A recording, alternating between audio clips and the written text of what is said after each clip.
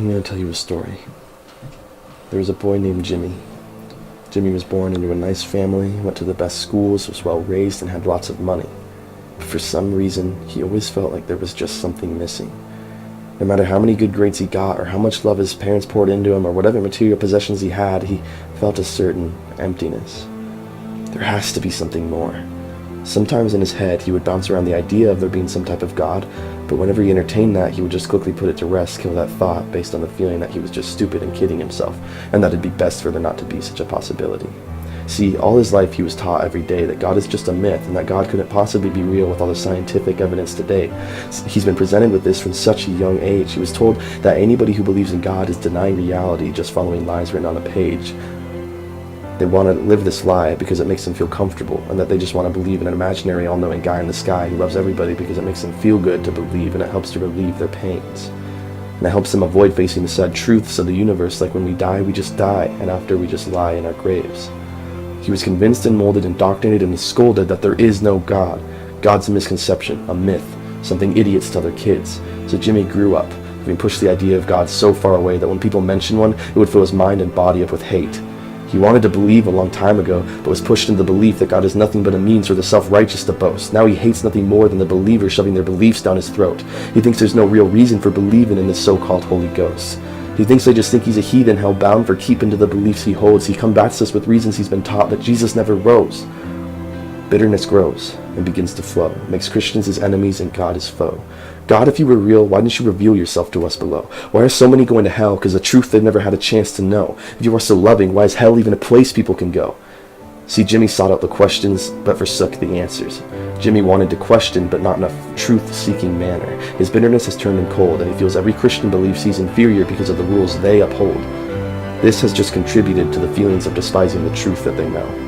Years pass in this war he's waged against these self-righteous pedestal-standing drones and the message they claim, and he's learned to avoid religion and the accusations they throw in God's name. He avoids and resents even members of his own family back home that claim to now be atoned. He lives years and years in this mindset, with so much pent-up resentment against this make-believe God and his henchmen. His heart's grown as hard and cold as a stone. He's now growing old with cancer. He's been diagnosed.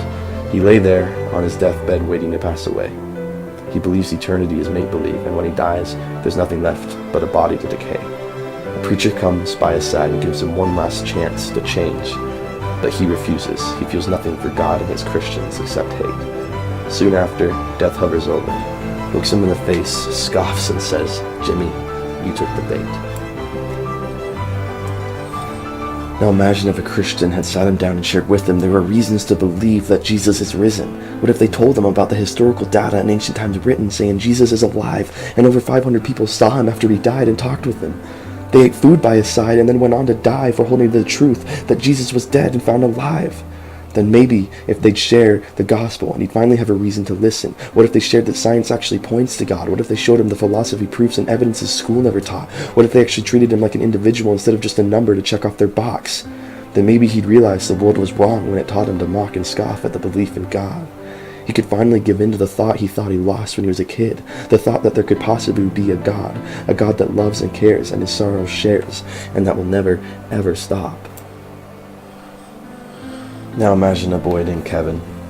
Kevin was raised in a Christian church-going home. He was taught to believe in God, to accept Jesus, and try to make his faith his own. Without much question, he went along with the things he was taught, and then eventually he was grown. He was homeschooled and lived most of his life alone, but now he's been put in actual life and was not braced for the blow. He was ill-prepared for the devil in the midst. These co-workers made fun of his belief in God, and he had no defense. They called him awkward, weird, and said he was just living a facade like some kids. Said it was the same as kids hoping Santa Claus would give him some gifts. They asked him why he even believed in this quote-unquote lie he chose. He realized he didn't really know. This weakened his faith, and on their words he began to choke. He was never really shown to prove outside the Bible to prove the truth he's known, so he decided to try to fit in. Started copying the things they did, like cussing, making stupid jokes, and all sorts of sin. He started to lose touch and completely gave in. Even when he got home, decided to look up some of the things they told him to on his phone. Quickly he was addicted to pornography. Coworkers gave him cigarettes and started sharing with him their life philosophy. There's nothing to live for but pleasure, so ain't nothing stopping me. Kevin knew that world outlook was wrong. God is who we were to live for, but he also felt so cut off. His sin had put a barrier between him and God. Eventually his coworkers became friends. They hung out every weekend. They'd get high, drunk, and stoned to no end. Months go by, and eventually Kevin began to cringe every time God's name was mentioned. His disobedience led to rebellion. His rebellion led to bitterness and doubt, and that led him to a path he never thought he'd go down. His faith in God was withering, about drowned. Then one day, after years had passed, he bent down to pray, and to God he asked, "Are you there? Or are you just something I was taught to believe? Why should I have to stop doing these things that make me happy, just based on a belief that there could possibly be some sort of God that wants to put rules on me? No longer will I believe the stupid world outlook I perceived. I was never taught reasons of your reality except those of the Bible, but that's merely a self-testimony. Science contradicts you. Reason doesn't apply to you. Morality doesn't fit to you, so I don't want to listen to you. You've been silent my whole life, and there's no reason you provide that I should ever even believe in any sort of divine." So Kevin changed his mind, made himself believe in God is nothing more than means to confine. Later, from a drug overdose, he died. God took him out of the world early to save him from his future life of sin. His coworkers never turned to God as a result of him. He didn't know they were really just seeking for the truth to put their faith in. But Kevin didn't know a defense for the faith, and as a result, his began to sway. Eventually, it toppled over, and death was the price he had to pay. Let me tell you a news story. There was a kid named Kevin. He grew up in a home that taught him about the Lord. He was taught the Bible and went to church and was saved about the age of 4. Once he turned old enough to understand, his father started teaching him about God's great command: go and make disciples throughout all the land. Kevin's dad went on to explain that this country we live in is a place of pain, that most don't believe in God because of the way they were raised, and that in order to get through to these people and make disciples in Jesus' name, we have to show them the truth in some unconventional ways. So Kevin's father presented to him some strange things, proofs of God's existence, the very reason we believe that Jesus indeed is risen. He showed him the 1,817 fulfilled prophecies, and showed him the biblical foundation of all moral philosophy. He showed him that without a God, there is no standard set for goodness to even be, and that in order not to believe in God, you're forced to abandon many realities. Like every effect has a cause, and that morals aren't subjective to what anybody wants. They are forced to object to any type of spiritual clause, and that the extremely precise measurements of the universe for life to exist came from nothing more than some rocks. His father showed him many reasons to believe in God, so Kevin never had to question if his beliefs were wrong. But if he did, all he had to do was take a second to pause and think of all the proofs he was consistently taught. As Kevin grew older, he started to get puffed up with pride, thinking atheists are stupid and that there's proof enough of God and the fact that they're alive. One day he had a run-in with one and put him to shame for believing in the evolutionary lie. Puffed up and proud, he couldn't wait to tell his dad how he smashed these atheists in debate and proved Jesus is in fact alive. Expecting him to be proud, he told his dad about the exchange. "Do you even understand the reasons, the arguments I provide?" he said to his son. "It's to save souls, not push them further away. I told you this world is full of pain and hate, so why would you make it worse by having pride proclaimed?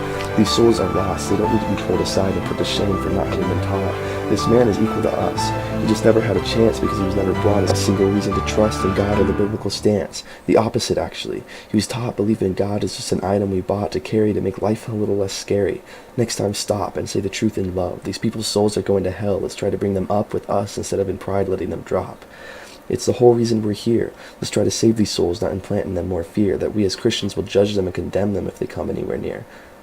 From then on, Kevin had a new perspective. Instead of arguing, he's just going to try to get them to heaven. He doesn't care about winning the argument anymore. He just wants to save these souls from the spiritual war. The next time he met an atheist, it was one named Jimmy. This time, Kevin was going to try soul winning. Jimmy tried to argue, but Kevin just presented love. The gospel and the arguments he learned is what he used to try to pull Jimmy's soul up.